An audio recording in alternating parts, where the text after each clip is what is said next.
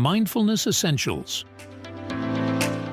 Welcome to a new short course titled Mindfulness Essentials, taken from the book Educational Programs by Muteb Alqarni.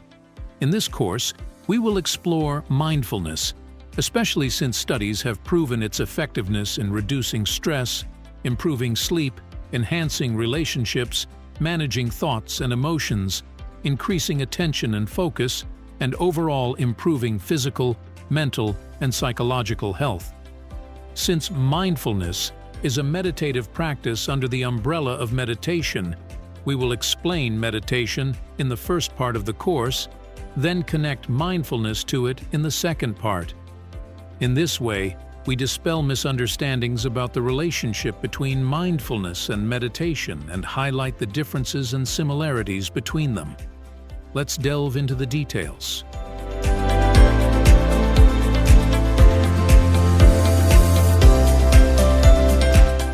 Meditation is a deeply rooted religious practice in Eastern cultures, mentioned and detailed in Hindu texts from India, as well as Buddhist and Taoist texts from the Far East. Since meditation is a religious practice, it has rituals or fixed actions that must be performed, including yoga sessions, sitting upright, and placing hands on the knees, etc. There are 5 types of meditation. 1. Concentration, meditation. 2. Transcendental meditation. 3. Chakra meditation. 4. Body scan meditation. And 5. The mindfulness meditation, which is the focus of our current course. Although the first 4 types are associated with religious beliefs and rituals, mindfulness meditation is more inclusive and worldly, as it does not require fixed rituals to be performed.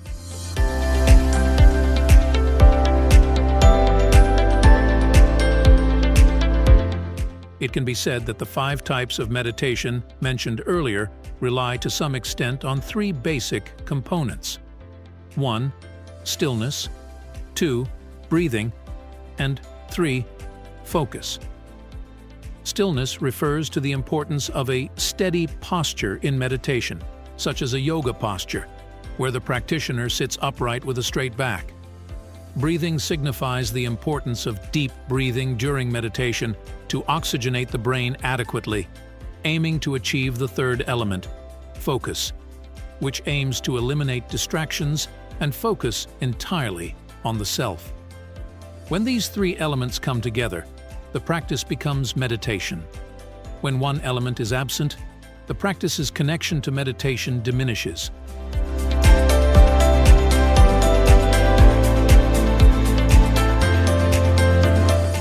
The first 4 types of meditation contain all the 3 aforementioned elements. For example, concentration meditation requires the practitioner to sit in a steady yoga posture and then begin breathing and focusing. This type is called concentration because it requires the practitioner to focus on a fixed point in front of them called the focus point. In other words, practitioners of concentration meditation must direct their gaze to one point, which could be a candle flame, a specific image, etc., and are not allowed to look away or be distracted by anything else. Since mindfulness, as we will see later, allows practitioners to be fully awake and allows looking around, this confirms that it is not meditation with fixed rituals, so a steady yoga session is not required for its practice.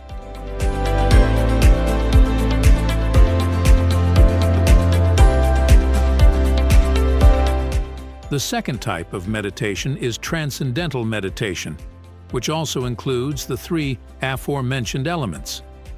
It requires stillness. The practitioner sits in an upright yoga posture, breathing, and focus. However, it differs from the previous type in that the practitioner focuses on repeating a mantra in their mind until the end of the session. In other words, this type does not require focusing on a fixed point. Instead, it focuses on repeating a mantra. The mantra can be a word or phrase like peace, peace, peace, or I am the universe, and the universe is me, or other phrases chosen by the practitioner themselves. These mantras can be repeated internally or softly spoken aloud.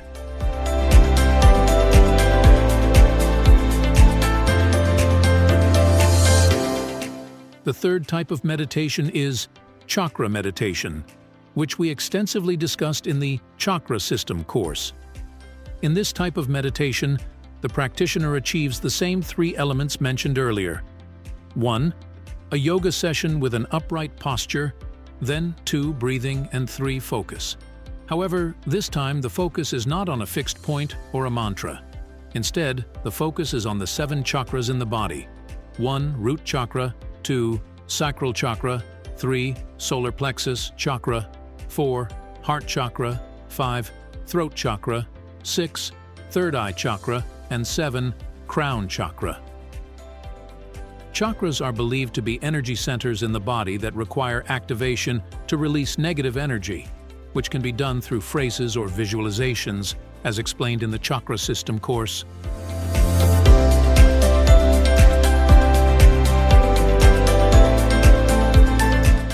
The fourth type of meditation is body meditation, specifically called body scan meditation. In this type as well, the practitioner achieves the 3 previous elements: a yoga session, or lying on the back, stillness, then breathing, then focus. The focus here is on all parts of the body in general. In this type of meditation, the practitioner first focuses attention on their feet and instructs them to relax to release tension, then moves up to the calves, then the thighs, abdomen, chest, shoulders, arms, hands, fingers, and finally the face, relaxing the muscles of the face and so on until the entire body is relaxed. At that moment of full relaxation, the practitioner repeats instructions to their unconscious mind.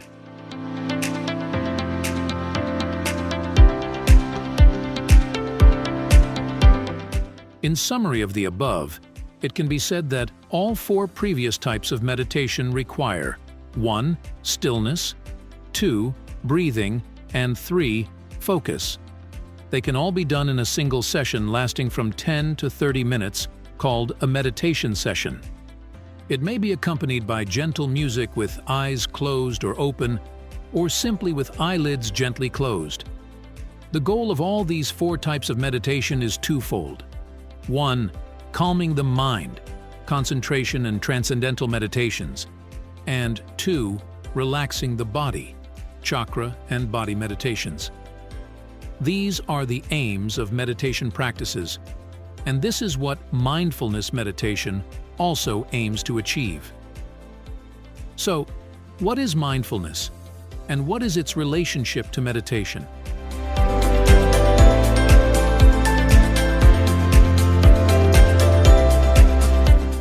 We said that the 5th type is mindfulness meditation, which is based on 2 principles: 1. Present moment focus, and 2. Non-judgment. People have differed in how to achieve these principles, so they have proposed several versions. Some suggest that mindfulness must be achieved with stillness, yoga session, then breathing, then focusing on the present moment without judgment, making mindfulness a type of meditation. Others do not require stillness, yoga session, and suffice with breathing and focusing, making mindfulness a non-religious practice, as it ignores the ritualistic requirements.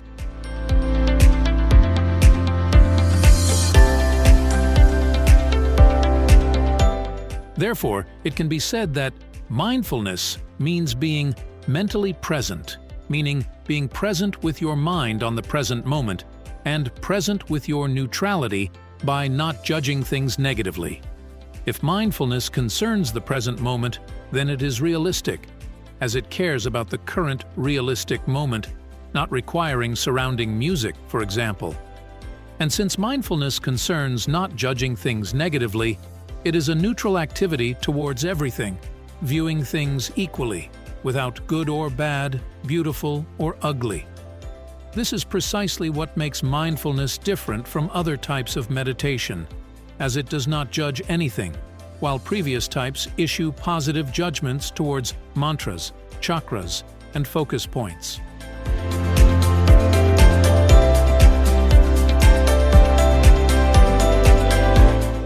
Based on the above, it can be said that mindfulness is a different approach from meditation, and should not necessarily be considered the fifth type of meditation. The reason for this is that it does not require a yoga session, and therefore it is not related to meditation. While it does require breathing and focus, this does not necessarily make it meditation, as breathing and focus are not exclusively done in a stationary session. Breathing in mindfulness occurs throughout the day, as does focus. In other words, mindfulness is practiced throughout the day, which fundamentally differs from meditation sessions that last for half an hour, for example. Hence, mindfulness becomes a worldly lifestyle without rituals, as it can be practiced anywhere and anytime, whether sitting, walking, or standing in the morning, afternoon, or evening.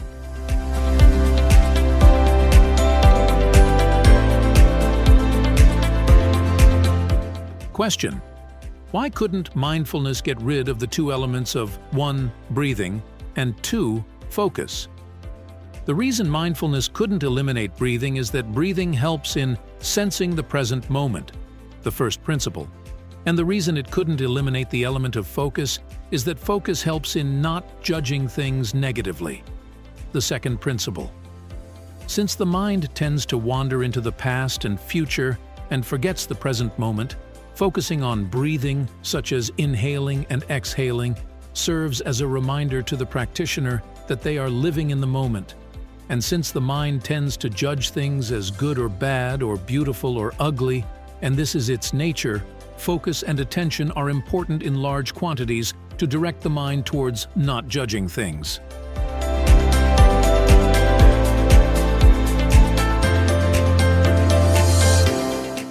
Therefore, the first principle to achieve mindfulness is to focus on the present moment, which you can achieve by focusing on your breath.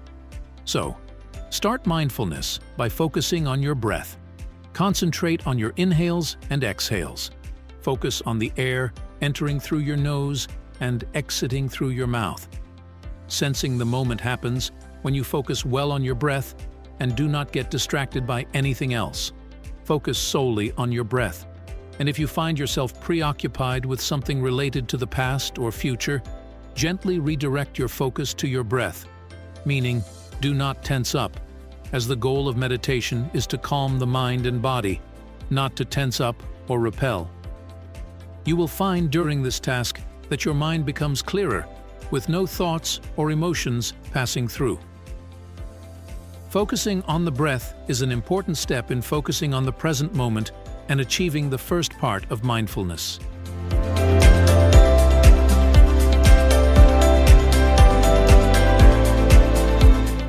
When you start focusing on your breath, begin by focusing only on your natural breath without any effort. In other words, it is not necessary to breathe deeply and focus on deep breaths. Yes, it is not necessary to initially comply with the requirements of deep breathing, such as counting 4 times while inhaling through your nose and then calmly counting 7 times to exhale through your mouth. The experience of deep breathing from the beginning may be disturbing and repelling, and lead you to lose focus, as breathing has turned from an involuntary and comfortable process into a deliberate, intentional process requiring awareness and heavy effort. The process, as they say, is like opening windows in a room filled with dust and dirt. Whoever breathes deeply for the first time will be disturbed by the feeling of a lot of dust passing through their nose.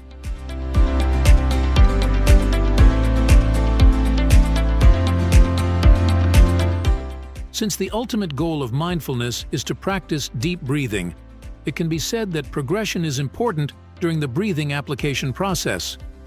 For example, at the beginning of your mindfulness experience, try to focus on your natural, regular breath. Then try the next day to breathe slightly deeper, and the following day, try to increase the depth slightly further, and so on. With progression and repetition, you will feel that your inner body clears up with the process of deep breathing, just as the room clears up with centralized ventilation. One suitable trick for practicing deep breathing with pleasure is to take an internal breath through your nose as if it were the last breath you take in life, then release it from your mouth as the last sigh you release in life. The important thing is not to lose your calmness and comfort during breathing. Enjoy the process.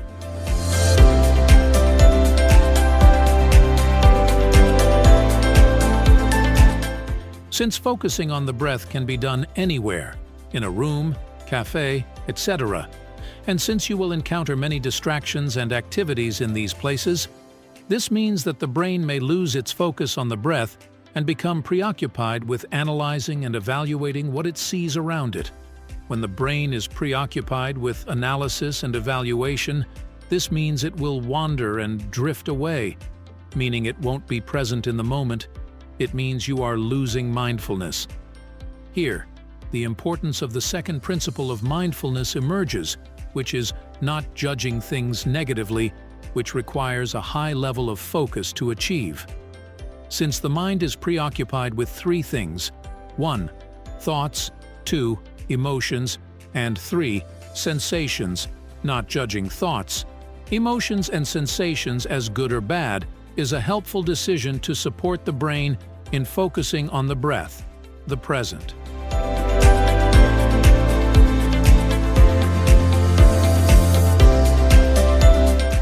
When you focus on your breath and find your mind preoccupied with disturbing thoughts, for example, try to see those thoughts as passing clouds.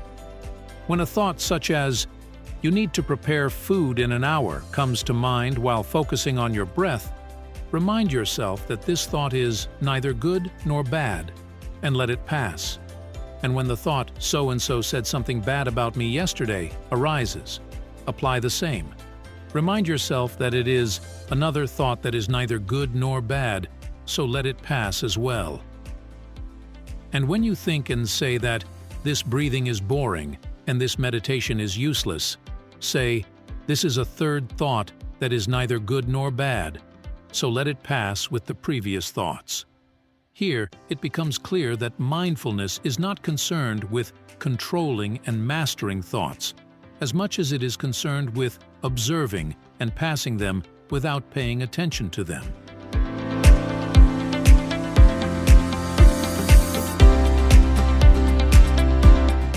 Since the thoughts that arise in your mind are either related to past issues or future matters, the best way to achieve rapid neutrality toward all thoughts is to remind yourself that the past was neither good nor bad, and that the future will not be good or bad. Thus, stopping all thinking about any thought, there is no thought about the past or the future, and you become preoccupied with the moment only. You may think here that thinking positively and judging the past and future as good is better than neutrality towards them. But remember that judging something as good makes the mind enjoy it and drift away in it, and judging something as bad makes the mind fear it and cling to it. So, don't forget your ultimate goal of mindfulness, which is to think only about the present, and this goal will not be achieved except by stopping judgments altogether.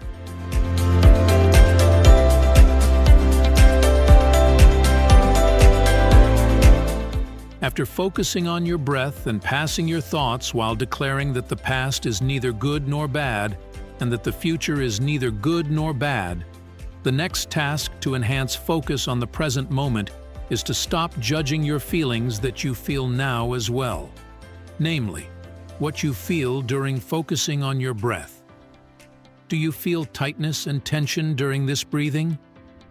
Then practice the same neutrality towards this feeling. Remind yourself that tightness is neither good nor bad, and so is tension. Do you feel boredom or anger? Remind yourself that anger is neither good nor bad, and so is boredom. For this reason, experts describe mindfulness as a practice of non-reactivity, as whoever sees boredom as neither good nor bad will not react to make a decision that distracts them and makes them forget to focus on the present moment.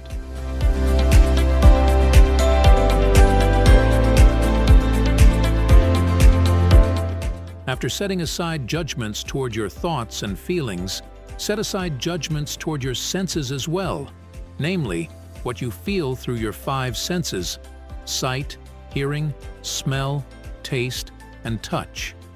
And start with the sense of sight, because the biggest distractions to focus are visual distractions you see around you from people and things, etc. Are you sitting in a cafe and seeing a passerby? Remind yourself, this person is neither good nor bad. Do you see a car from a distance? Remind yourself, this car is neither good nor bad. Do you see a TV, computer, chair, couch, or a hanging picture? All of these are neither good nor bad. The value of mindfulness lies in its indifference to evaluating passing things, and therefore it does not require an emotional reaction towards them, as routines do not matter and do not deserve thinking about.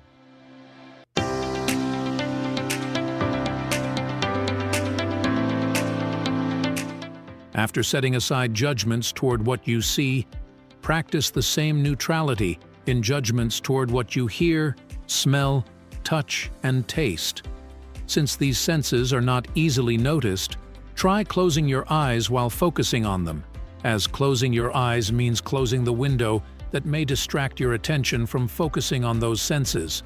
Close your eyes and then ask, what do you hear? Birds chirping? Remind yourself, these sounds are neither good nor bad. Try to smell. What do you smell now? Perfume from a passing person? Remind yourself, this smell is neither good nor bad. Taste what's in your mouth. It tastes neither good nor bad. Feel around you the table, pens, and books. Are they soft or rough? Softness and roughness are neither good nor bad in themselves.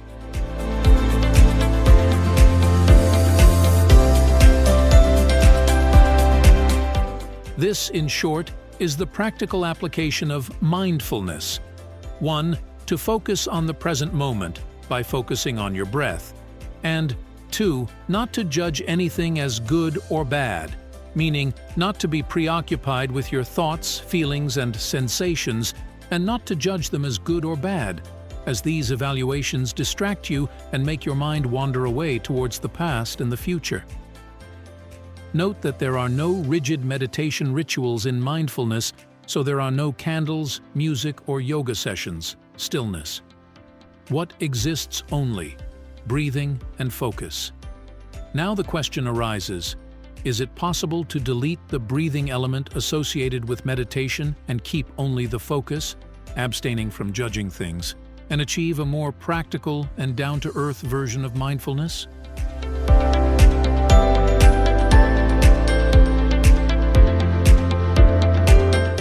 Yes, it is possible. Focus alone, by not judging things as good or bad, reaps all the health benefits associated with mindfulness more than the breath itself. So, if you find it difficult to practice breathing, you can completely eliminate the element of breathing from the practice and suffice with neutrality towards everything you think about, feel, and all you perceive, see, smell, hear, taste, touch. For example, try practicing mindfulness by affirming that what you are thinking about now is neither good nor bad, and what you are feeling now is neither good nor bad, and that everything you see, smell, hear, taste, and touch is neither good nor bad. And suddenly, you will feel focused on the moment. You will not be preoccupied with the past or the future, as absolute and extreme judgments of good or bad are what distract the mind.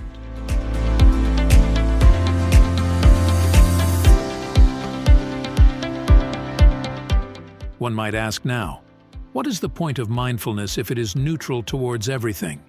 It seems like a dull practice since it doesn't evoke positive and enjoyable feelings.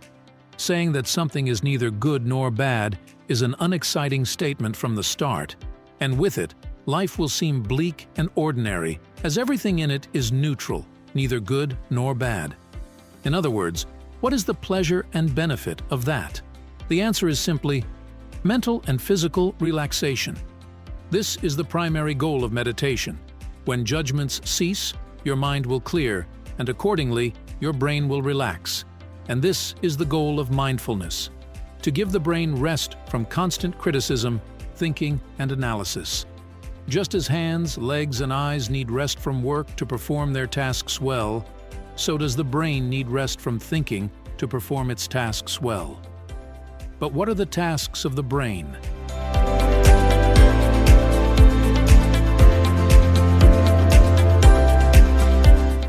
The brain's tasks are managing the body's 11 systems, from the digestive, respiratory, reproductive, urinary, and integumentary systems, etc. The brain, the nervous system, is primarily responsible for regulating heartbeats, managing digestion and secretion, renewing skin and cells, stimulating reproduction, filtering toxins, and boosting immunity against viruses, bacteria, and others. If the brain is concerned with passing judgments on routine things and reacts to them, it will not find time to manage these systems effectively. Those who worry and react feel heart palpitations, stomach upsets, sagging and aging effects on their skin, and the reason for this is that the brain did not rest enough to manage these systems properly. So, what is the solution to give the brain rest? Empty and free the brain for work and do not occupy it with judgments.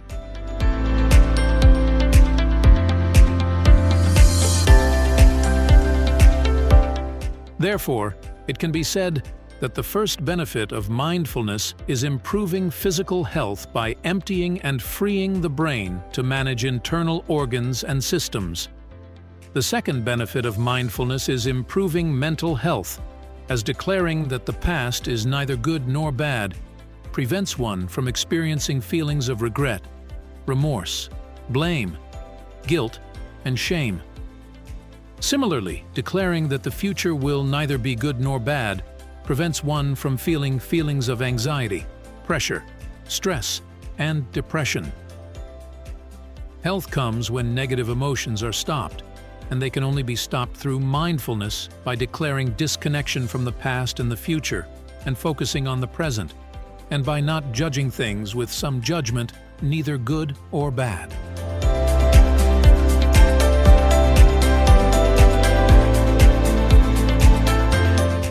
The third benefit of mindfulness is improving psychological health.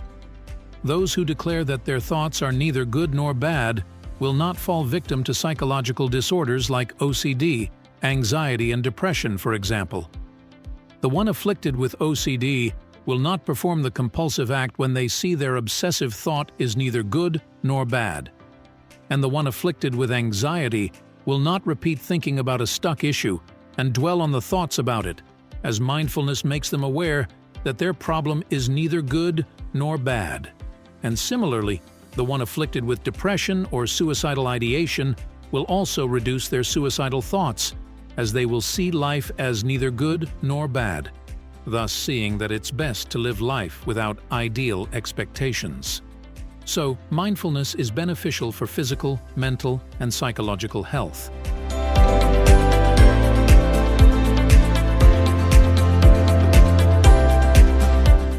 The fourth benefit of mindfulness, improving sleep and relationships.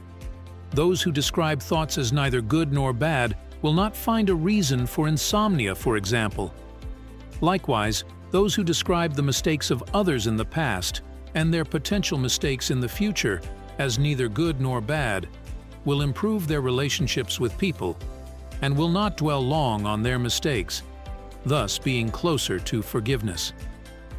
The fifth benefit of mindfulness is that it increases focus and attention as well.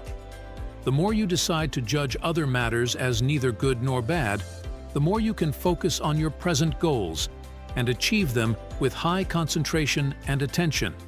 In other words, mindfulness does not mean canceling goals and aspirations, but rather facilitating their achievement by freeing the mind to do them better.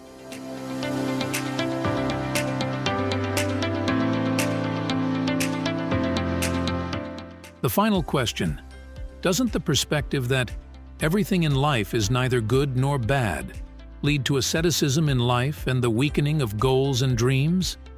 The answer to this question is no, because mindfulness cannot be practiced 24/7, as the mind will naturally force the practitioner of mindfulness to stop not judging and start the task of criticism and analysis. In short, you can practice mindfulness without significant risks. You can practice mindfulness for hours and return forcibly to normal life, and you can practice it permanently, as most of the mind's preoccupations are in fact unworthy of preoccupation.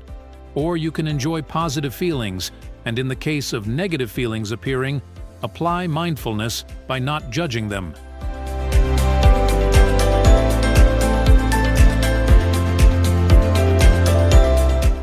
And here we finally come to the conclusion of the Mindfulness Essentials course. We have learned a lot in this course, and the best thing we have learned in it is that mindfulness has great benefits in terms of physical, mental, and psychological health. We also learned that mindfulness is based on two principles. 1. Focusing on the present moment, and 2. Not judging things as good or bad. This can be done through the three elements of meditation: stability, breathing, and focus, or through breathing and focus only, or through focus alone, not judging things as bad. Neutralizing judgments is behind all the health benefits associated with mindfulness. Therefore, the best decision you can make today is to decide to neutralize your judgments about everything. Everything is in fact neither good or bad. This course itself is neither good nor bad. This course, Mindfulness Essentials, is taken from the book Educational Programs by Muteb Alqarni.